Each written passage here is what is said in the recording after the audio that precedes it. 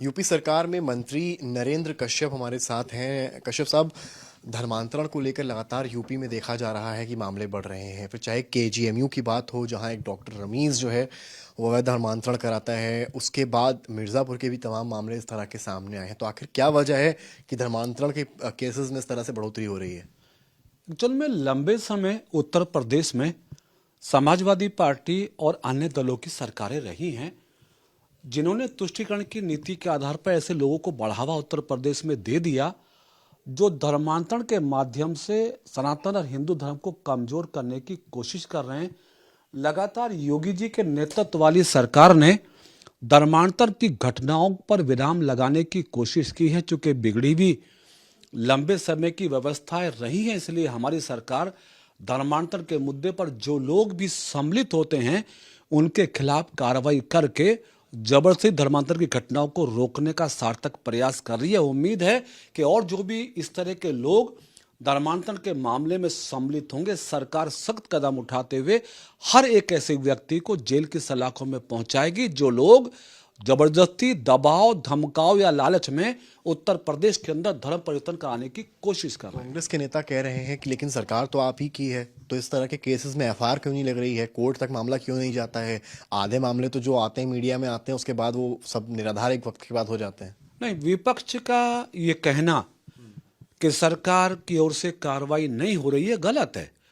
जितनी भी एफआईआर धर्मांतरण को लेकर हो या उत्तर प्रदेश में और आपराधिक घटनाओं को लेकर हो, पुलिस अपनी विवेचना के माध्यम से कार्रवाई को आगे बढ़ाती है, चार्जशीट जाती है, ट्रायल होता है और ट्रायल के माध्यम से कोर्ट डिसाइड करता है कि अपराध कैसा है, सजा कितनी होनी है। तो इसलिए हमारी सरकार लगातार इन गंभीर मामलों पर निगाह बनाए हुए है।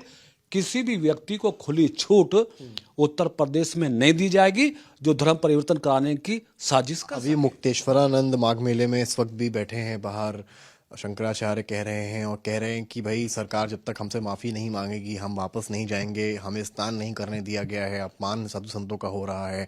बाल पकड़ कर वीडियोस भी सामने आए जहां उनके लोगों को मारा गया है, पीटा गया है।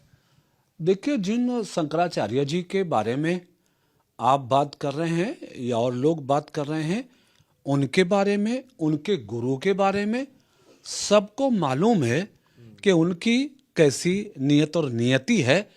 उन्हें समझना होगा कि उत्तर प्रदेश में योगी जी के नेतृत्व की सरकार है और योगी जी के नेतृत्व वाली सरकार में अयोध्या हो, काशी हो, मथुरा हो या प्रयागराज, सभी जगह पर उत्कृष्ट और वृहद कार्यक्रम के माध्यम से सनातन का गौरव बढ़ाने का काम योगी की सरकार ने किया है। इस समय भी चूंकि माघ मेला व्यापकता के साथ चल रहा है, शंकराचार्य जी की जिम्मेदारी में ये शामिल होना चाहिए कि प्रयागराज में सभी श्रद्धालु आसानी से, सुगमता से स्नान करके अपनी आस्था को व्यक्त कर सकें।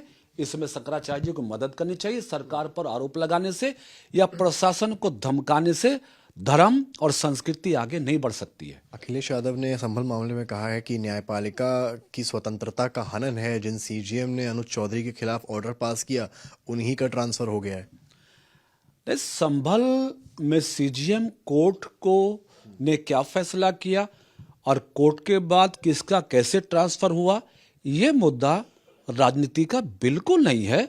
न्यायालय संविधान और लोकतंत्र का सर्वोत्तम स्तंभ है। उन्हें न्याय के लिए अपने निर्णय करने का स्वतंत्र अधिकार है। समाजवादी पार्टी कौन होती है ये कहने वाली कि सीजीएम का ट्रांसफर कब होगा या नहीं होगा, कौन करेगा, नहीं करेगा, गलत कर दिया, सही कर दिया। ये पॉलिटिकली समीक्षा का विषय नहीं है। ये न्याय की परिभाषा को, न्याय के आधार को जनता में ले जाने के लिए न्यायपालिका जैसे चाहे अपने अधिकार का प्रयोग कर सकती है। ठीक है, नरेंद्र कश्यप को सुन रहे थे, यूपी सरकार मंत्री हैं और साफ कह रहे हैं कि इस तरह के आरोप फिलहाल बेबुनियाद हैं, फिर चाहे बात माघ मेले की हो और चाहे संभल मामले की। कैमरामैन गौरव के साथ समर्थ श्रीवास्तव, लखनऊ, आज तक।